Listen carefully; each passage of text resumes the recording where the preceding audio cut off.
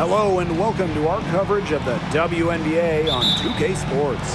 In this game, we'll see the Seattle Storm going up against the Los Angeles team. Pass to Lloyd. 5 on the clock. That 3 off the mark.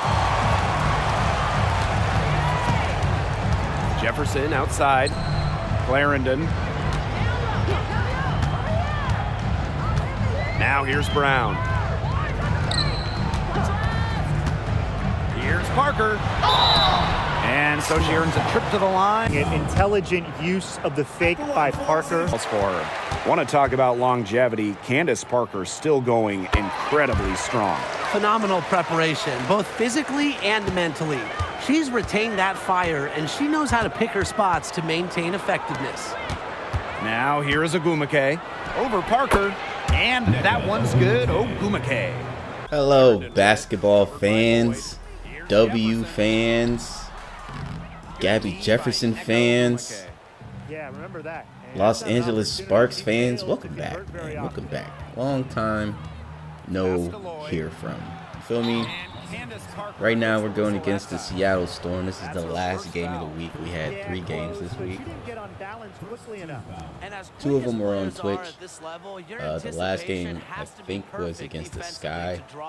We played pretty well. We did our thing. I believe either in the beginning of the week or last week, Candace Parker got injured, but through the training program, which, you know, I've highlighted in videos, in a video before, not videos, but a video before on the importance of your training schedule, especially if you're doing like a my NBA, my WNBA throughout the season. And, you know, you're going to have different fatigue levels, different injuries happening left and right. I know people like to sim, which is completely fine. You know what I mean? You like to just sim on through, forget what's going on. You know what I mean? Let's just get to a certain point. Let's get to the playoffs. Let's get to this important game. Let's get to, you know what I mean, like All-Star Week or something like that. Like, I get it. You know what I mean? People just want to get to certain stuff. But as meticulous as I am, I just can't do things without having some type of supervision about it. I don't know. I've mentioned this before. Like, oh no, I'm watching like other YouTubers, not for like ideas per se, but just to gauge like where the rest of YouTube is at. You know what I mean? Like, just to gauge the landscape of what's going on, what people are doing and stuff. And I'm noticing, and it's not a trend or anything. I'm not talking about a trend. I'm just saying, like, what's the standard? I'm noticing, you know, sims are usually through the years. So if you want to go through the years, you're going to have to, like, really just simulate, like, kind of somewhat blindly. You feel me? Here's Clarendon. Pass to Brown. There's some things you're just going to have to let go just if you want to get through years. You know what I mean? And I can't necessarily say anything to that because I haven't necessarily went through over, gosh, I want to say 4 years. Like 4 years might have been my max on a my NBA / franchise, whatever the case. Just because I play every game, bro. I play every game. And how I do my NBAs and franchises and all this other stuff, like how I'm doing it even now as I'm speaking. I set up every team's lineup every game. Now, I don't actually play the games. I don't watch the games. I don't even simcast the games. I just sim it. You know what I mean? I just get to where, like, I get to where I play. You feel me? Like, I just play game, and whoever game is before mine just gets simmed. But the whole thing about that is I keep all the rotation stuff on manual. You feel me? So if you just go to all the team settings and whatever, you go to injury lineup or injury whatever, you go to the one where they have to set up a new lineup because somebody got signed, and then just adjusting the rotation in general. Bigger players. I don't necessarily do it like by hand. When I say that, I mean I don't like not do the computer recommendations. Like whatever the computer recommendation is what I do. But at the same time, if there's an extra point guard that's a 75 and a person that is a power forward or center that's a 74, and the team needs a power forward or center to come off the bench instead of a third point guard to come off the bench, that's when I would switch it up manually and switch the third point guard for that power forward center person. And that's how it would sim. And that's what's so different, because people sim blindly, which is not a problem, but at the same time, if an injury happens, you're not fixing the lineup, so the sim isn't even accurate, bro. They lead by 2. And back in a moment as we'll get underway with quarter 2.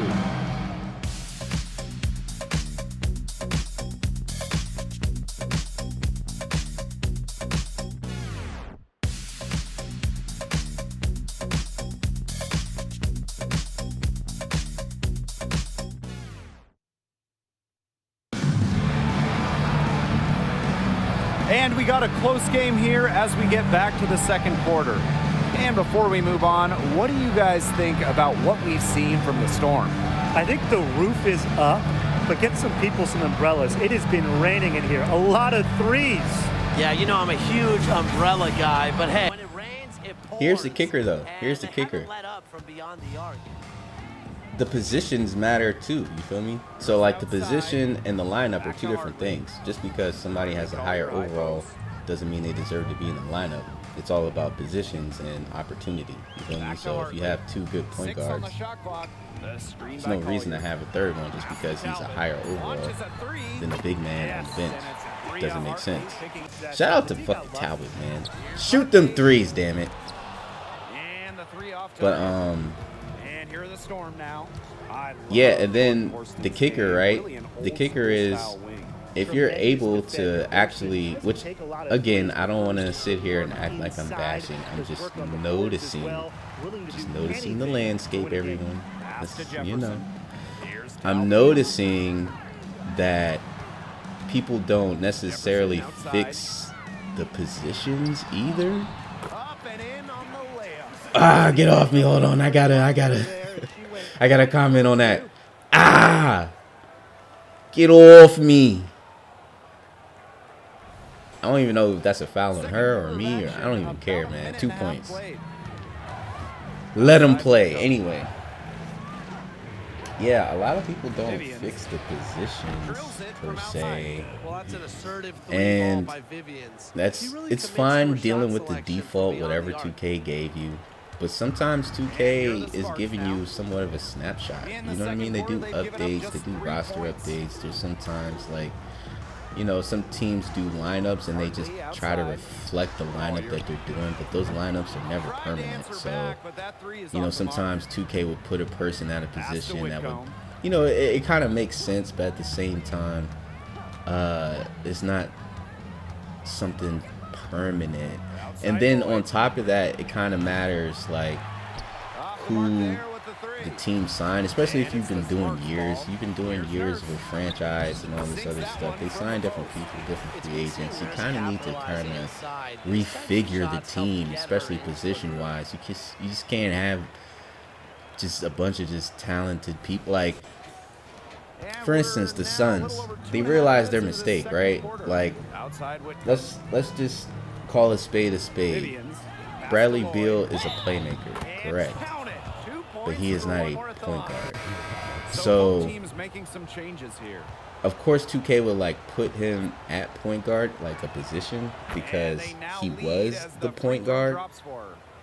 But at the end of the day, he was a shooting guard slash point guard. He was a combo guard. So even though he was playing point, his position should have been the 2/1. So if they did trade for somebody, sign somebody, whatever, as a point guard, he wouldn't be starting over a Tyus Jones. You get what I'm saying? Like, Tyus Jones would start, and then Bradley would be the combo guard. And if And that's what I'm saying. It, like, the rotations matter on the positions that you choose, because you can have, like, let's say Devin Booker, Kevin Durant, and a bunch of just big men and wings, right? So you would have Tyus, Bradley at the combo, and maybe even Devin Booker at a combo, to where your point guard will always just be on the court, whether it be Bradley for a while, Tyus, or even Devin at a certain point. Depends on the lineup you have, right? If you want to go tall maybe or something. Who knows? But that's the point. You feel me? Like, that's all gonna go into the simulation. That's not unnoticed. It's not like the positions only matter in the games that you play, and then they don't matter when you're simming. No. The lineups matter when you're simming. Who plays and who doesn't play matters when you're simming. What positions that they play at, mind you, matter. Like, the stats reflect what positions, who played who. You put Shaq at point guard, you know what I'm saying? The stats are going to reflect that. It's not just going to be some fucking just regular or whatever. You feel me? There could be more turnovers in the stats because you put the nigga at point guard. You feel me? Like, you know, maybe less turnovers because he's at the three-point line trying to make a play instead of being in the paint, because the play doesn't require him. Even at the same time, that goes into play types, and it's like a whole algorithm type thing. Like, you're really building an algorithm of, in my head, all right, I don't want to like sound whatever, but I'm aiming for an algorithm of perfection, right? I want a good amount of fouls, which doesn't necessarily happen in the W games. I'm trying to like get it right. Anyway, I want a good amount of fouls. I want a good amount of three-point shots. Shout out to Candace Parker. I want a good amount of 2 points in the paint. I want a good amount of just pace, assists, tendencies. You know, I don't want people just doing things because 2K gave them a default tendency. So now it's like they're selling or something because they're doing something over and over and over again blindly instead of actually like playing within the game. You know what I mean? It's hard to get Steph Curry to have a good game when you're actually watching. And we've watched 3 so far in this one. Oh my God. The Sparks on top, up 9. And time for a short break. Stay right where you are. The fourth quarter is coming up next.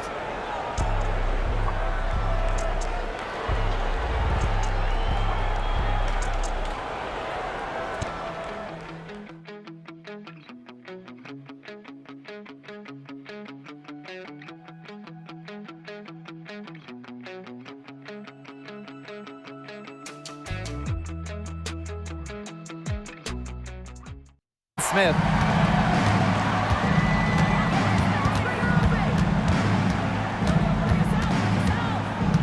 Pass to Williams. She tries for 3. Stevens grabs the board. Sparks leading. Jefferson outside. Now Nurse. Here's Talbot from deep. Drills the three-pointer. Yeah, y'all get the gist though. Y'all get it. I mean, clips slip by. So the third quarter kind of slipped by me, but it was pretty much the same thing. Y'all didn't miss too much. It's pretty much dominance for the first 3 quarters going into the fourth. We're looking pretty good. We've been doing this for like the past couple games. As long as Candace is, healthy, then we can do things like this against teams that we're supposed to, right? Now, other talented teams, we're going to have to like have some of our role players have like a miracle game. But for the most part, yeah, if we have Candace, there's teams like who are under 500, which we are not, that we can just kind of slide on by like that. You know what I mean? Like, all right, let me get the dubs and just get out of here. You know what I mean?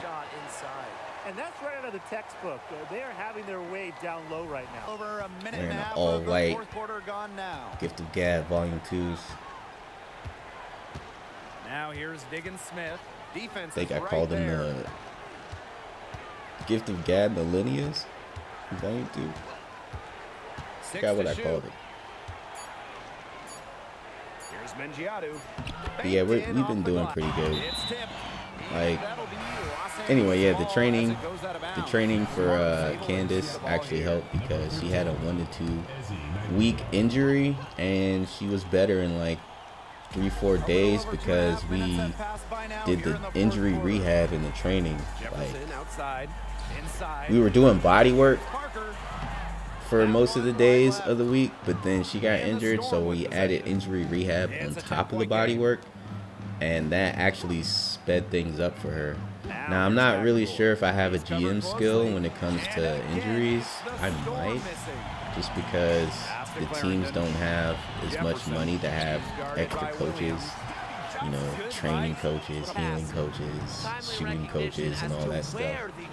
That's more of the NBA, you feel me? The WNBA doesn't have that much money to be doing that, so some of the GM skill tree joints, I'm not really like too far into. I'm only at like level 3, 4, but you know, I got the concession stand,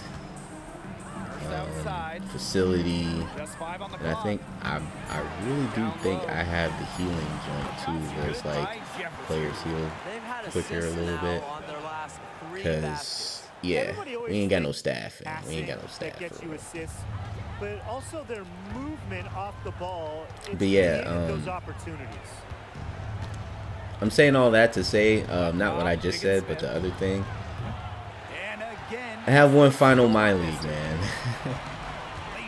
I got one final my league. If y'all know me, if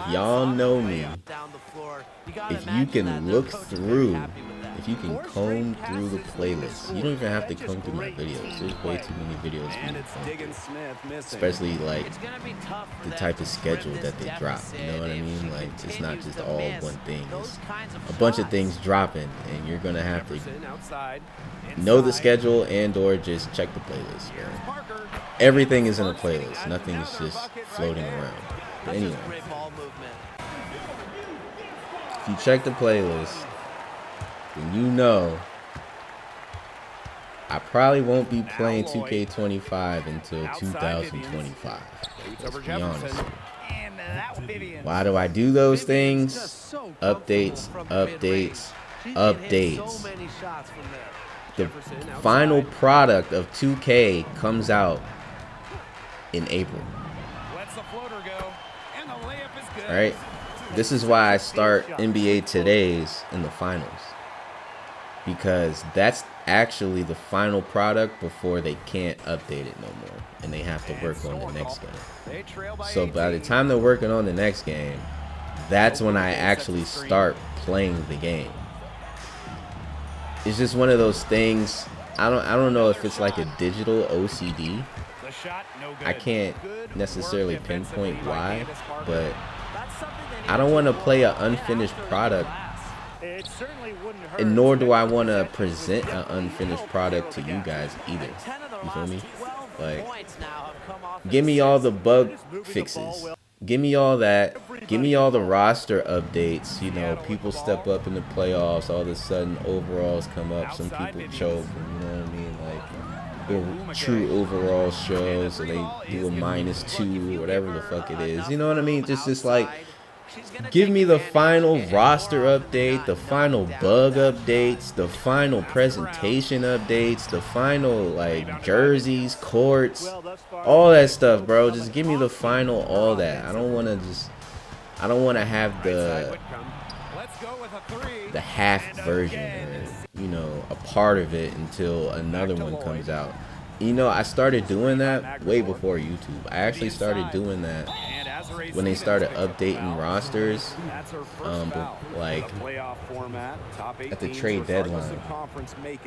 And I would already have my player back when I was deep into my player, right? I would have my player, and sometimes, you know, I would grind games, and it would irk me. It would be like nails on the chalkboard if somebody major on the East gets traded to the West, and like the West is completely different. I'm talking in real life. And when I go to my player, the person's still on the East, and it's like it's a completely different game, and it just feels completely outdated. It makes me want to start my player all over again just to have that roster update. You know what I mean? So that's what drove me like a long time ago, just to be like, you know what? I might have just started playing this joint after the trade deadline. Like, I started playing the new 2Ks after the trade deadline just because I was sick of trades happening and me being deep into things, and something major happens and now I'm stuck with the old thing. You know what I mean? Like, I've seen plenty of creators have 2K25 leagues, right? And then the Randall Carl Anthony Towns trade happens. Now it just looks crazy. Now you want to update it. Now you want to like, nah, hold on, I got to make that trade now in my game because it just happened in real life and it's so major. It's like, it's not something you can ignore. You know what I mean? Like, yeah. I mean, even in mine right now, of course, mine is, you know, started from the finals last year, so I simulated the off season to where different things happen. So it's a different universe. So yeah, Julius Randle's still in the Knicks, Towns is still in the Wolves, but fucking Trae Young's on the Suns, bro. Like, you know what I mean? Jordan Poole's on the Magic. Kyle Kuzma's on the Pacers, bro. So I don't mind that, you know, certain things didn't happen, because certain things did happen that didn't happen in real life. So I'm not really tripping about that. But as far as the new game, 2K25, yeah. So yeah, I'm playing that next year. So this year I'll have a whole new league. It's not gonna be the all-time league like how I did for the first 2 seasons. This is gonna be something completely different, but I'm super excited to show you guys. Like, oh man, this is gonna be the final league before I start playing 2K25. But bro, this is... And so it's the Sparks taking care of business in this one. Even early on in this one, it seemed like they were happy to be playing at home tonight. It makes a big difference. Once they started to really play in a good flow, it felt like they never had any doubts that they come out on top. That'll do it for our broadcast, everyone.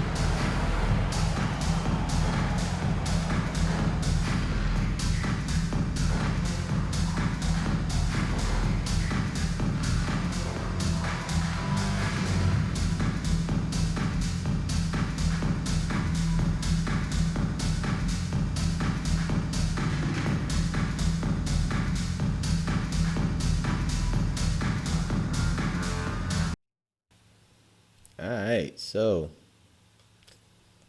I'm out here balling, 19 and 12. Everyone else looking pretty good. Yeah. See y'all on Twitch next game.